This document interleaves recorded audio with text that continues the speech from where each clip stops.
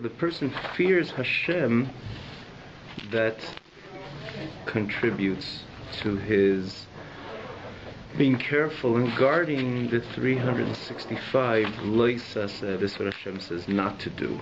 Prohibited. The negative mitzvahs. So over here, you don't see so much that this is getting involved and the feeling is investing in the garment of action, because that is very clear cut when you're dealing with a positive mitzvah. I'm doing the mitzvah, I'm putting on the tefillin, which the putting on tefillin is an action, which is again part of the garment, and the garment is connecting to Hashem, but there's a love which is invested in that garment, in the garment of action. There's a love, so the love is also connecting to Hashem. In this case, the whole notion of fear, and what it leads to, is the person not to do what Hashem says, tells him not to do. So he's not supposed. In other words, the whole idea what Yira contributes to over here is that the person has the strength and simply the fear of Hashem, that he's going to hold himself back not to do what Hashem says not to do, which is the 365 mitzvahs leisas, negative mitzvahs, which we're prohibited to engage with. And so, but in the same token, even though it's not something that he's doing, but his not doing is also mitzvah. So you can say it's a kind of action. In other words, his not engaging is in the world of action, but in a way of no. So what is invested in that no and that not doing? What's invested in not doing is the yira, is the fear.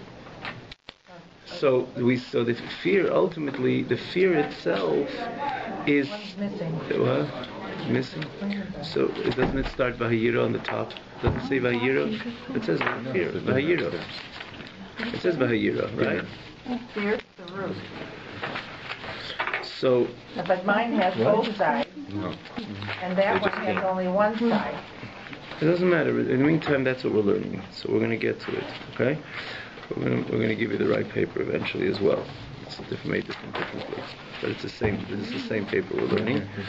So the fear is also, again, part of the neshama. If you remember that the neshama itself has all the 7 attributes. One of the attributes is fear. The first one was love, which we dealt with last week, and then the fear is the second. So this feeling of fear is invested in the person holding himself back from doing a mitzvah. So again, it's not active. In other words, it's not that he's doing something. It's more passive, or a determination not to do, or he's holding himself back not to do. This is what a leises is all about. Because it's in the world of action, even though it's not, so it is an expression of the garment not doing, and what's invested in that? Part of the neshama, which is the fear. So the yira is the shadish, is the source to 365 leises. Why is yira the source? Because the reason why a person does not do aveda, because he fears to rebel in the King of all kings, which is Hashem, the Holy One, blessed be He. That's the simple reason why he doesn't do aveda, because Hashem says not to do it. He fears to rebel in the King. A person fears to rebel in a king of flesh and blood. And here you're dealing with the King of all kings, so he has this fear. And that's why he prevents himself from doing a leises. So the midah, the character fear, which again, as we look in the 3rd chapter, is part of the neshama, is invested in the not doing the leises, and the not doing these 365 leises, which Hashem says not to do. So it's clear. So that means that the feeling, the neshama itself, engages as well in the action. And when it comes to mitzvahs leises, the love, and comes to mitzvahs say the love, and comes to leises, say the fear. Then the Rebbe goes on. He says, when you're dealing with fear, you should know that there is different levels of fear. There's multiple levels of fear, for that matter, in Torah, and especially in Kabbalah, and Chassidus. But here the Rebbe deals with 2 dimensions of fear, 2 levels. One deeper, more pnimistic, the deeper level, and the fear than we said before. That the first one is, it's also a level of fear that the person is so conscious about about Hashem, He's conscious about Hashem as the king of all kings, to the extent, because he's conscious about Hashem, so he fears to rebel in this great king. It's definitely a level of fear, and if a person really feels the presence of Hashem and he holds himself back from doing an Aveda because he fears Hashem, it's definitely something special, and that is a true Yirah Shamayim. The true Yirah Shamayim, the heaven, the fear of the heaven means of the one who is Shamayim, who's in Shamayim, which is an Eibishter, right? He's everywhere, really. Malay Kolad is Kavoda, but he has Yirah Shamayim, he has fear of Hashem. The Alter Rebbe says when you're dealing with fear, there's something in a deeper level of fear. A Yirah Pnimis Mizu, a deeper level of fear. Shemizbeishish Migdulasei. He's ashamed of the greatness of Hashem. Lamreis in a kveidei, to rebel in the eyes of Hashem's honor. V'lasas Rabbeinav, and to do evil in His eyes. Kol te'avas Hashem hashasonei. All this is which is disgusted and abhorred by Hashem, which is the klipas zitrachra, which anything is associated with tumah, impurity, which according to Kabbalah and Chassidus is called klipa and sitrachra, for the reasons which we gave a number of times. Klipa is just a shell. It's not you have an orange, for example. There's the orange itself. This is what counts. This is what it's all about. This is what contributes to your satisfaction. You don't take it for the peel. The peel just covers over. You throw it away and you eat the orange. Similarly, the kedusha, holiness, is what it's all about. Tumah, forces of impurity, are called klipa, which means they're just the shell. And sitra achra also is an expression of tumah, but it's the other side, because I think we spoke about it over here, that you don't even dignify it with a term. Kedusha, there's holiness, and sitra achra is the other side. Like you say, somebody, which team are you on? And this, and then what team are you on? The other team. In other words, it's the deriding expression. You don't even give it any dignity. And tumah is truly doesn't have any dignity. Doesn't have any. There's a lot of energy, but doesn't have any dignity. We shouldn't give it any dignity. Like you want to think about darkness in contrast to light. Light is a mitzius. It's something. Darkness is not. It's just the absence of light. It's dark. Right? It's not something which, even though we've mentioned as well in the past, it says Yetzer Or Vorei Choshech. Hashem creates darkness, which seems to connote that darkness is an entity. But when you look at it practically, or you look at it in our eyes, light is a mitzvah. It's something. It's an entity. Darkness is not an entity. You take away the light, so it's dark. You take away kedusha, so it's tumah. It stays devoid of kedusha, so it remains tumah. So that's why that's a term is klipas and sitra. Very briefly, what's called klip and sitra, which these are the forces and the energy of tumah. I'll explain in a moment why is this a deeper level of fear. But just to read these few words, it nurtures from man below, and it holds on to man below when the person chas v'shalom transgresses the 365 mitzvahs leisesa. 365 negative mitzvahs. So why is this a deeper fear? So you're going to tell somebody, for example, this is a very important meeting, there's important people in this place, you have a big stain on your shirt from this food you ate. Don't walk into the room, because the people are there are too important for you to walk in. So the person feels that he doesn't want to be intimidated, he doesn't want to intimidate anybody else. And if he's not understanding, he could be in a level he doesn't understand what's wrong with walking in to an important place with a stained garment, a stained shirt. He might feel that it's not maybe, but he doesn't see the severity of it. He's told that this place is such important people, and they probably would not tolerate someone with a stained shirt. Okay, so you obey, you listen, and you feel that this is the right thing to do. You don't want to rebel at these important people. That's one level. Another level of another person, that he realizes on his own that around these people it doesn't make sense to come in with an unclean shirt, with an unclean garment, because he feels how disgusting it is that this doesn't go together to sit in the same table with these important people.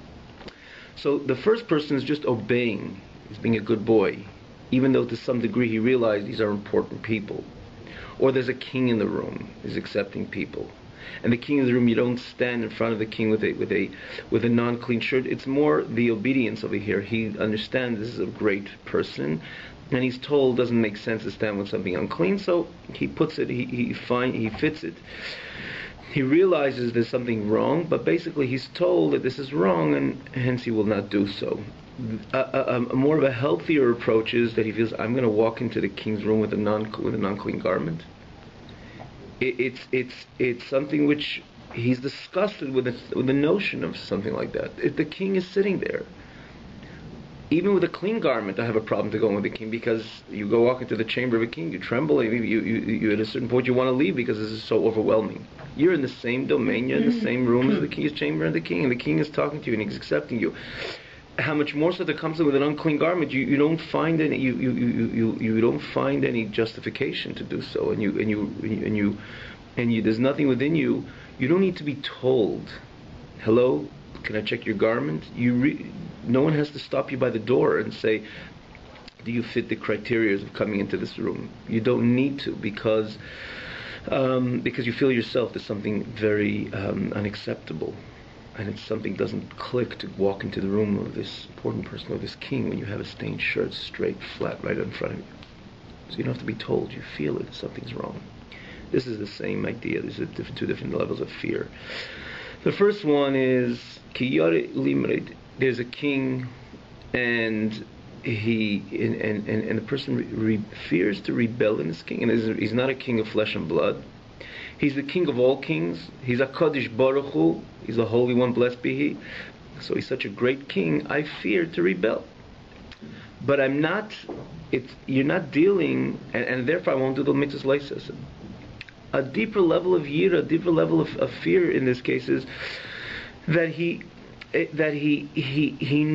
understands that every aveira or chas v'shalom one does, he connects himself to the world of impurity. When Hashem says not to do something, it's not like he stopped by that.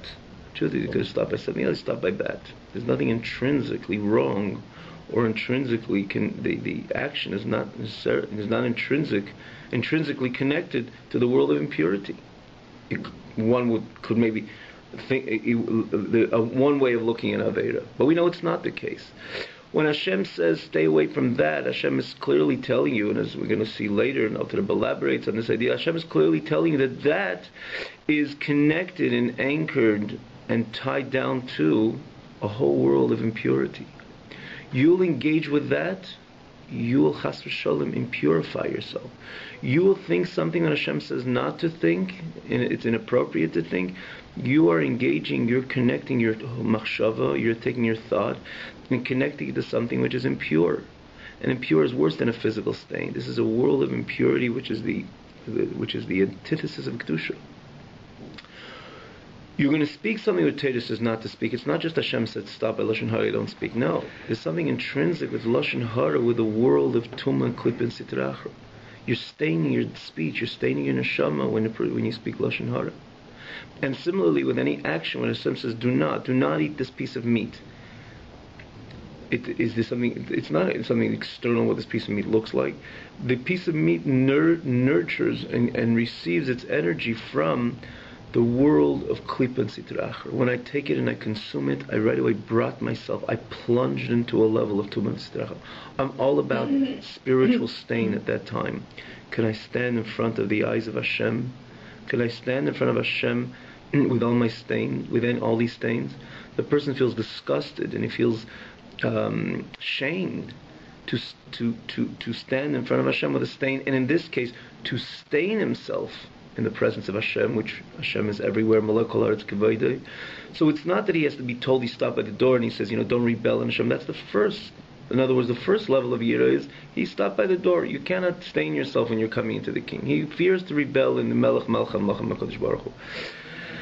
The second idea is something so much deeper. He's not going to rebel because he knows that every Aveda Chas v'Shalom he will do, he's connecting himself, he's bringing his neshama, he's staining his neshama with the worst type of stain which is ever possible, which is again taking his pure neshama and which is ultimately a part of Hashem, and staining it with forces and energies of klipa and sitracha, which is again tuma. So how can I do that? Hashem is right here, and He's not in that. Hashem is not in that room. I could say I finish up and then I'll go into the go clean myself up and go. Hashem malok al aretz kavede. Hashem is everywhere. So I'm not doing the aveda because Hashem is right here. I'm going to just allow myself to be stained. That type of fear is a much more profound type of fear. Because you're not dealing with someone and say yes and yes or no. He's overtaken by the perception of what sin is all about, and therefore he fears to sin because he's standing in the presence of Hashem. He's not can allow him to dirty himself. That's a total different level. So again, not to lose focus. Here the Alter Rebbe adds this new notion, this new idea of, or rather the second, the more pnimistic and more inner dimension of fear. But what Alter Rebbe is basically getting back to keep things again, to see what the context which we're dealing with over here, as it comes in continuation with Alter Rebbe began in Perek Dalet, saying that when the person engages in a mitzvah or stays away from the Aveda, it's not only his garments are doing all that, but the whole neshama is introduced into that. If he learns Torah with his garment of thought, the neshama, which is the chabad, the intellect, is invested. Hence, the intellect is connected to the Torah. When he does a mitzvah, it's not only his speech or action of doing the mitzvah, but it's the dimension of the neshama, which is the midah, the attributes of the neshama. Last week we learned about Ava, the love is invested in the mitzvahs asay. This week we learned about the fear is invested in the mitzvahs leisa. So the reason why he stays away from an Aveda is because Hashem says no. Because, the reason why he stays away from Aveda because he has fear from Hashem. So the fear ultimately connects itself to that merit of staying away from Aveda. Because the fear is the reason why he ultimately stays away from the Aveda. So what do we see over here? That not only the garments connect to Torah, but the neshama itself, because it's invested in the three garments, also connect to Torah mitzvahs.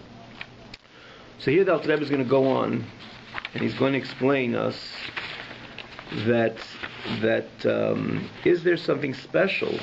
Is there indeed something special of the neshama? Again, we already spoke about this. A few times.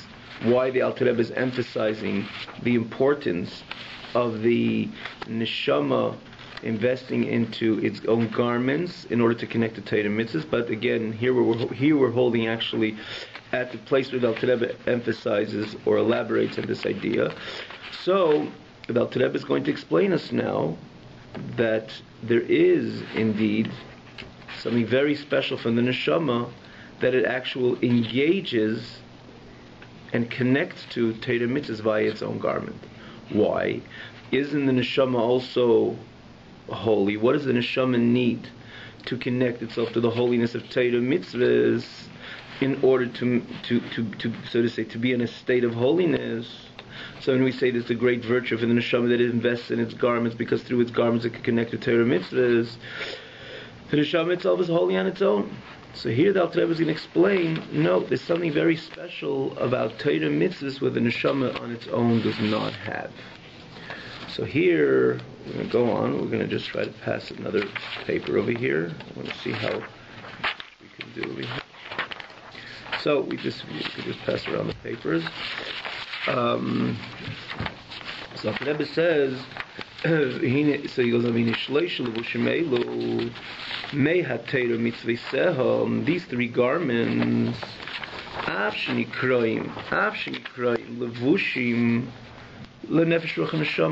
even though they're called garments to the nefesh ruach neshama, to the soul, im kolzeh, nonetheless, gova v'godla malosam le'ein kates v'sof al malos nefesh ruach neshama atzman. Nonetheless, the quality of the Torah mitzvahs, or the quality of the three garments, because it has only via the three garments can the person connect to Torah mitzvahs, this virtue is greater.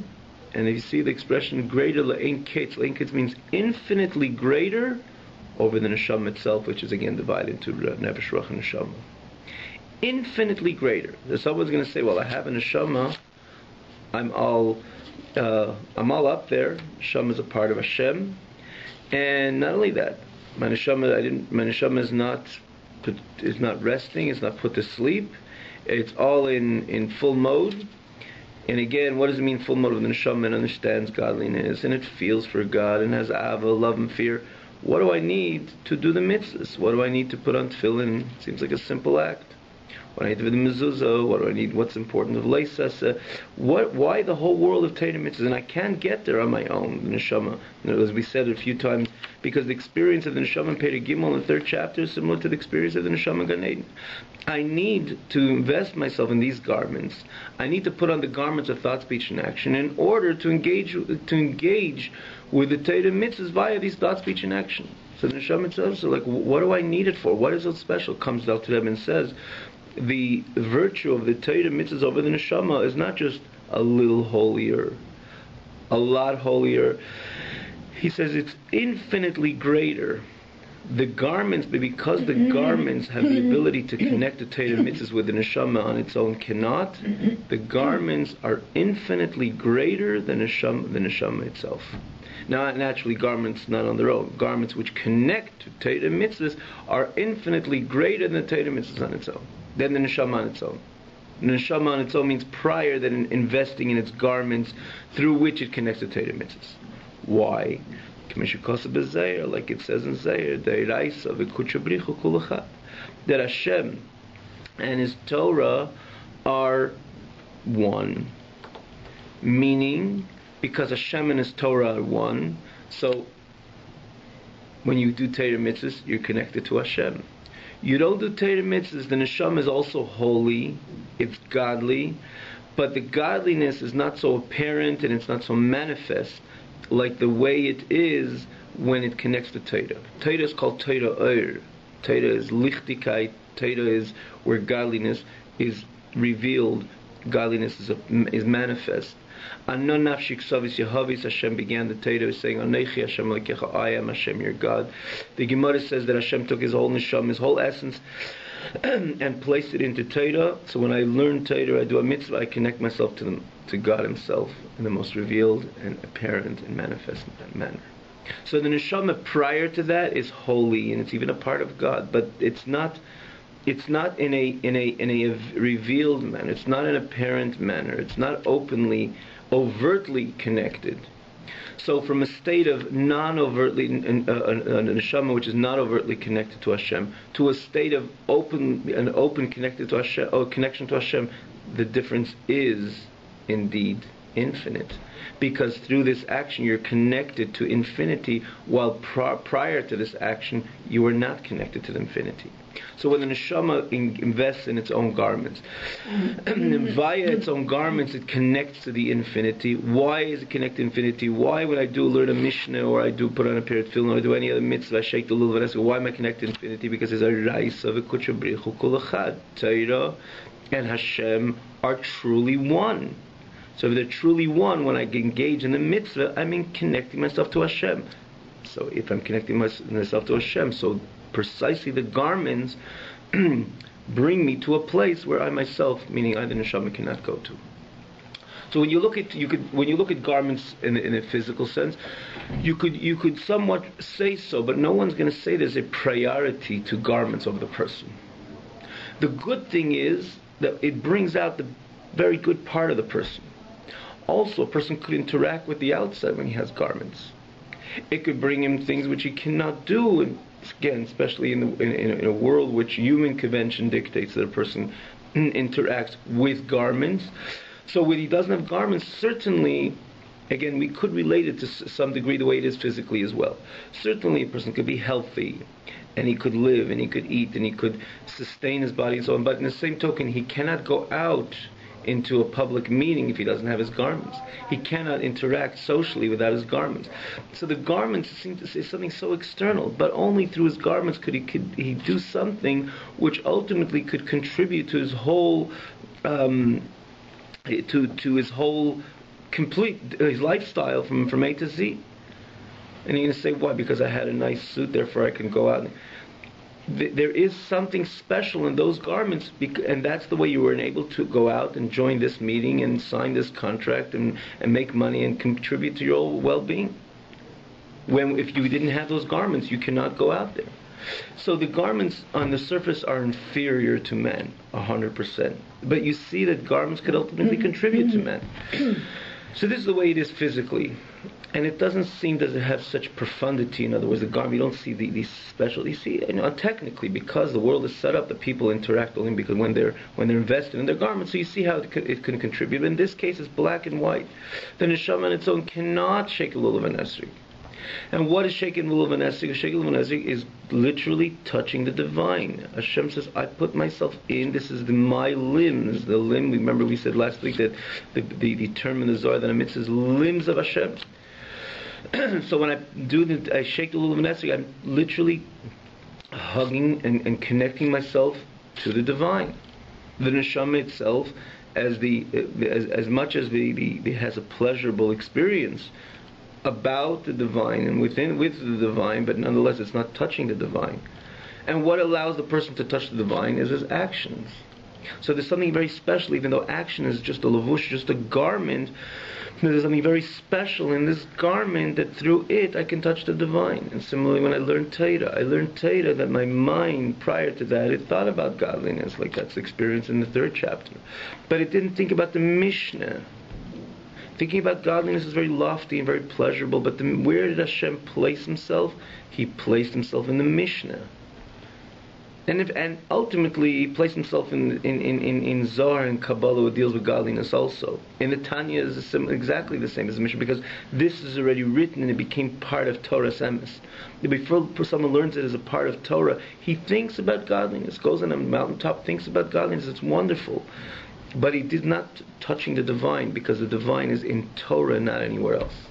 So because what gives me the ability to learn Torah is my thought, which is again, it's external, it's just a garment, that because it's my thought that gives me the structure in order to understand the Mishnah, so it's through my thought that my neshama, as holy and lofty as it was, it didn't have the ability to connect to the divine, to the Torah, which is ultimately Hashem is Torah one.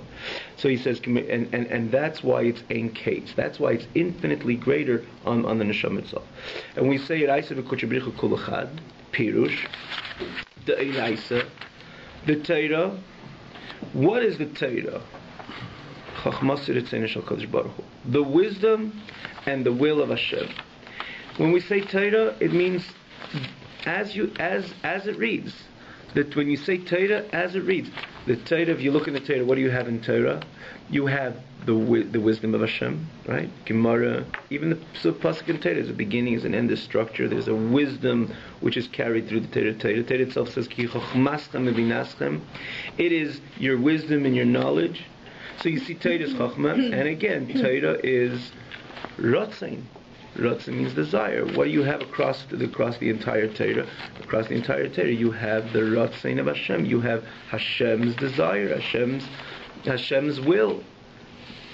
Putting on tefillin is what Hashem wants. Shaking the lulav and esrog is what Hashem wants. Doing any mitzvah, even a midrabanan, this is what we do because Hashem wants it. So when we say Torah is part of Hashem, very simple. Chochmaseh, Hashem's wisdom, which is in the Torah. Ritzaynei shel HaKadosh Baruch Hu, and the desire of HaKadosh Baruch Hu. And v'HaKadosh Baruch Hu b'chvei deva'atzmei, and the Eibishter, with his honor and his essence. In other words, Hashem Himself is kul echad, is all one. So so when you open a Mishnah and you learn the Mishnah, you have wisdom there because it's Torah. There's a beginning, there's an end, there's an understanding of a concept. And what else do you have? You learned in the Mishnah what you learned. You learned what Hashem wants you to do. The Mishnah says 2 people are holding a talus. One says I found it. One says I found it. So comes the Mishnah and dictates and says the halacha is so and so. Where does it come from, this halacha? This is what Hashem decided, Hashem dictated in His Torah. This is Hashem's desire. So when you learn a Mishnah, your wisdom connects with Hashem's wisdom. through thought. Remember, thought is the garment, and Ratzain is where you find out what Hashem wants. And moreover, when you implement what Hashem wants, the Mishnah says that this is the Torah says you have to take the lulav and esrog. And the Mishnah with Torah, the oral Torah, explain you exactly what the lulav and esrog looks like, and then you actually shake the lulav and esrog. You engaged in Ritzaynei Shel HaKadosh Baruch Hu, Hashem's desire. So what does this mean? What does it mean? The Torah and the Ratzin of Hashem, meaning the desire of Hashem, is Kol Echad, is all one. So when the neshama engages, and again in the mitzvah or learns Torah, it reaches a level that on its own it could have never reached. Now someone, we're going to read another few lines over here to get to the stop. Ki hu yayideya v'hu hamada v'chulu k'meshukos oleh l'shem Rambam, which is on really the following page. But let's just see it, just let you understand it, because there's a quote which we had in the past as well. So, what does it mean, Ki hu yayideya? So then someone's going to say, is that really Hashem Himself? Is that really Hashem Himself? Does it work by us? Take man, for example. Am I my intellect, or I have intellect? I'm not intellect. Excuse me. I'm gifted with intellect. Or I am not. Chas v'shalom. There's certain people who are, for that matter, certain people on the surface, they're not gifted with intellect. That's why they expire. There's the person and his intellect. And even something deeper, which is my desire, my drive, things which I'm driven to. That's not me, who I am. There's me and what I want. And if you take away what I want, doesn't mean I expire. There is my essence, what I want. There's my essence and my wisdom. So apparently, what are you telling me? Hashem and His Torah are one. And when you say what it means His Torah, His wisdom, His desire, and Hashem are one. By me, it doesn't. Man, it doesn't work like that. It doesn't work like that at all. Comes the Rambam and says, you're right. By man, it doesn't work like that. By Hashem, it indeed does. That by Hashem, Him and His desire and His Ratzin and His Chachma rather and His wisdom are truly one. So when I open a Mishnah and I engage and said, I didn't connect to God, I connect to Hashem's wisdom. So if you're dealing with someone else related a concept, so you're really connected to His wisdom, not necessarily you're connected to Him. When you connect to somebody, you do something what the person wants, it could be the connection of what he wants and himself are not necessarily so tied and bounded together that you could say that you satisfy his desire. When it comes to Hashem, the case is not so.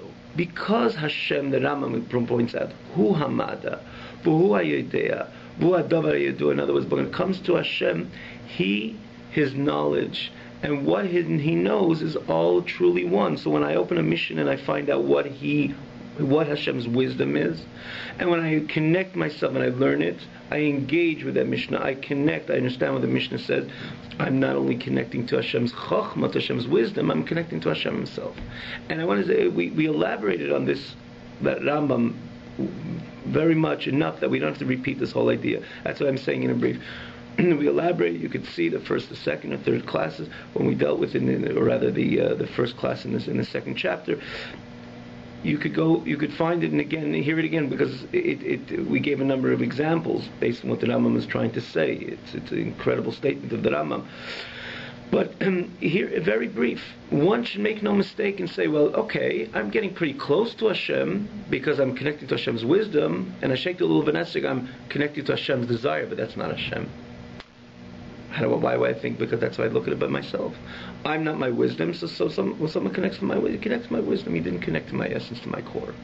Someone does what I want, so there's my want. He connects himself to something I want. The truth of the matter is, there's things which I want more than other. If someone just connects to something which is external desire, really didn't connect. I don't feel so much the connection to me personally. If he connects himself to something which is a deeper desire within me, certainly he gets closer to me, but it's still not the person himself. When it comes to Hashem, though, Hashem His wisdom and His desires are all one. So when I learn a mission, it's not only I'm learning the wisdom of Hashem, I'm engaging to Hashem Echad, that's Hashem, it's the essence of Hashem. When I shake the lulav and esrog, it's not I'm connecting myself to only the Ratzon Hashem, no. Hu Ritzayne Echad, Hashem and Ratzon are one. I'm connecting myself to the essence of Hashem. So again, in culmination, this is the virtue of the neshama. But even though on its own, when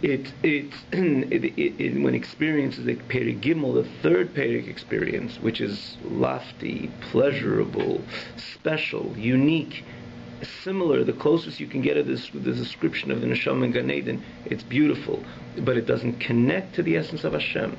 Torah, where did Hashem place His essence? In the Torah itself. And how can I connect myself to the Torah? Only through my thought, speech, and action, where I ultimately seem to be inferior, because they're garments, and garments are always inferior in comparison to the person himself. Yet only via my garments, that's the way I can connect to Hashem. So there's the great virtue, and he says, Le'en Kates means infinitely greater than the Neshama itself, the fact that it connects itself to the essence of Hashem via the garments. Have a good week.